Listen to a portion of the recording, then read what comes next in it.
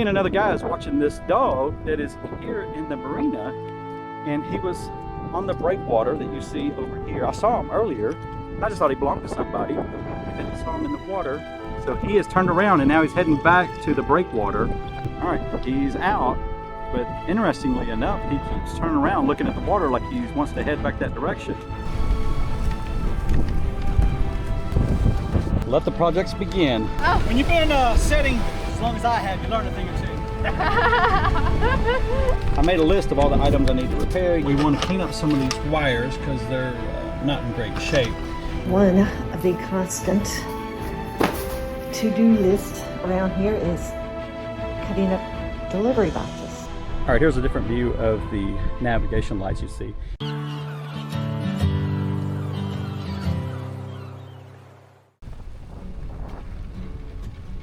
Hey everyone, and welcome back to Blue Collar Sailing.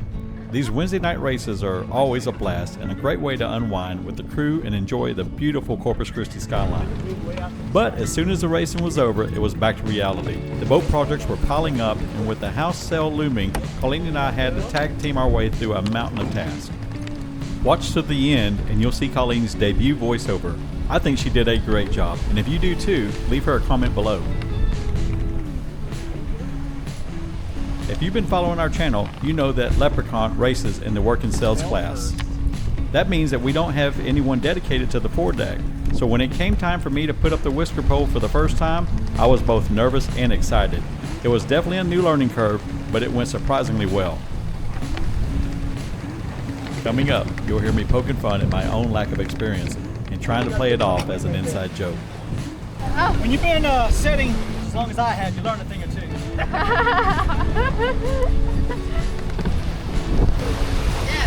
it's like working with nature kinda. It's awesome.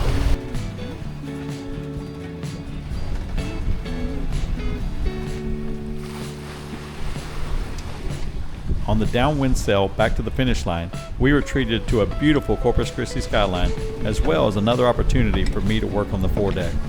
And of course, I couldn't resist the urge to joke about making it look easy.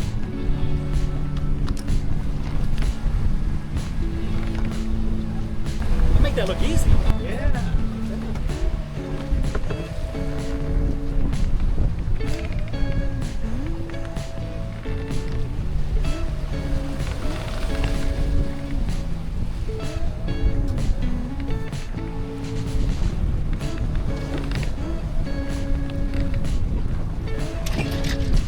It's only funny you should have saw me last week. Well, when you've been putting up whisker poles and spinnaker poles as long as you have. Yeah. Let the projects begin. Here is my cart full of the projects for today. I even have a piece of paper listing all the items I want to try to knock out today. So me and another guy is watching this dog that is here in the marina, and he was on the breakwater that you see over here. I saw him earlier. I just thought he belonged to somebody, and then I saw him in the water. I know it's hard to see with this GoPro. But anyway, he's taking off, but he's going for the seawall there, and he's not going to be able to climb up that. So he's going to get tired really quick. Let's see what we can do to help him. Another guy's got a little electric boat. I don't know if you can see it. He's getting ready. He's going to see if he can go give him a hand. He's right here, but he's not going to be able to get onto that seawall, I don't think.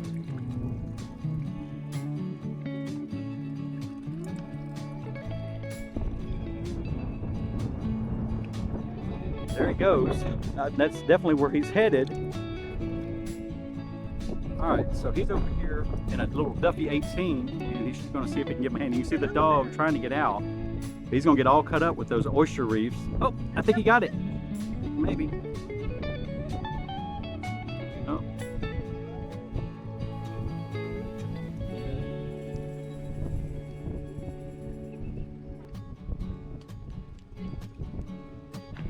He's running from the shore because he sees that guy.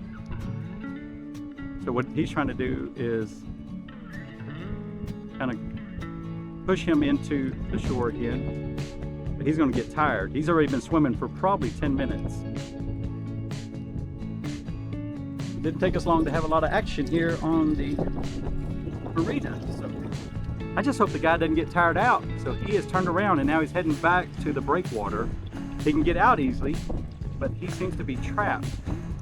He doesn't know about the bridge over there to get out. He's going to be exhausted when he does come get back in the get back on land. All right, another update. It looks like he's definitely going to make it. He's still moving pretty quick, and that's really shallow right there. I'm going to guess it's less than a couple feet. He's still not able to touch the bottom, but he's super close. He sees the land. I don't think he'll give up. In fact, the little Duffy 18, he's stopped. I don't know if he's run underwater. No, there he goes. He just wants to direct him so he doesn't go further out into deeper water where he can't get out. If he can't get on these docks, he certainly can't get on the seawall. There he goes. He's probably not long from being able to touch the ground now. I apologize, I don't have a nicer camera that could video this. The GoPro, it does good for landscape and action stuff, but zooming in somewhere far like this, it doesn't show. It doesn't even show as good as I see it. But yeah, I don't think he's even swimming anymore. I think he's actually walking. Good. All right, I didn't think that was going to turn out as well as it did. All right, he's out, but interestingly enough, he keeps turning around looking at the water like he wants to head back that direction. Can't imagine he would do that again. All right, I've unloaded both the truck and my cart, and this is just a snapshot of the projects I have going on for today. I made a list of all the items I need to repair. You can't see it here, but and then what tools are required, and just some things I want to bring down. Like I said, that the AC is still not running great, so bring in a higher capacity fan. But anyway, there's lots and lots of projects. I'm ready to get started now that we have the dog drama worked out. I even see that the gentleman with the Duffy 18, he's actually beached it, and he's going to see about what he can do to get that dog to go maybe over the bridge. We also started to install the freshwater pump and the accumulator, which I have sitting assembled right here. It actually came on a backing board, which would have been really convenient, but we weren't able to fit it into this space. So we were able to pull the other system. We want to clean up some of these wires because they're not in great shape. And so the way I have it disassembled, I'll be able to get it into this, on this backing board right here. And this is where my intake will be from the different pumps. I got tanks. I got tank 1 and tank 2, or actually it's forward and aft. So I've got the pumps here. We have a bilge that I'm having to work around. So we have a diaphragm bilge pump that is creating a little bit of issue with the space, but it's not anything that we can't overcome. You can see huge mess of supplies I have here. Here's what I pulled out, and you can see exactly why I've removed it, because it's had a leak at some time. It's hard to see in this paint, but it's all wrinkled underwards. The surveyor said that there was most likely a leak at some point. It wasn't leaking during the survey, but it certainly was on his radar to have it replaced sooner than later. All right, and I'll get all this stored away. I bought a bunch of extra parts, a bunch of extra screws from multiple projects we have, so I'll just have them laid out here. This is for the Apex fittings. I just got these just in case. Can never have too many of these stainless steel hose clamps. Here's the kill bolts. It's a partial order. This came from Janot directly, but I'm still waiting on some backing plates, and there's a couple nuts and washers still missing. One of the few projects that we completed from start to finish was these bow lights. Probably could have just replaced the bulb in it, but we still wasn't sure that was going to fix the problem, so we went ahead and replaced it with new ones, and I went with the minis. I'll show an angle from the other side. I came through and I used not only shrink wrap connectors, but also put shrink wrap over everything. I want to keep everything nice and tight. Had to drill new holes, even though there's a ton of holes on the back of this plate, and none of them match the little minis. And these are actually submergible lights, so they'll function underwater. I can't remember what the rating is. There's like 66 splash resistant, 67 water resistant, and then there's 68, which actually will function, they're sealed and function underwater, and these are 68s. Albeit very minor. I've got new fenders, well, not all of them, but I replaced 3 of them that are going to be the comparable size, got new lines. Cleaning it up, because the other ones had barnacles attached to them, so when they actually touched the hull, they would scratch. And I have one part of my deck that's in pretty rough condition because this was allowed to rub against the fender that had oysters growing on it, and again, it's got some gouges now because of that. You got the boot stripe that was marred almost completely off. I'll see if I can get some footage of it as I'm leaving, as well as just some gouges out of the gel coat. Let's see, let's come on out and take a look at that. Here's our new steps. Let's see, it's right through here somewhere.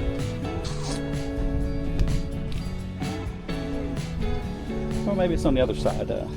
That's exactly what it is. It's on the other side. All right, well, here's our new steps. I started looking. See these? My neighbor here, he has these white steps, and those run anywhere from $300 to $500. And I just found it kind of ridiculous for molded plastic to have that. What I ended up doing is going to the Tractor Supply and found these horse boarding steps, which are not so different. They're a little softer, but they're very stable, and I got them for about $129 if I'm not mistaken. All right, here's a different view of the navigation lights you see. And when I said I had minis, you can see the outprint, the little rust stain from the other size. But they're good for 2 nautical miles, LED, have really good reviews. And not only that, a lot of the boats that were using them were in the 40 to 45 foot range, so I wasn't worried about that.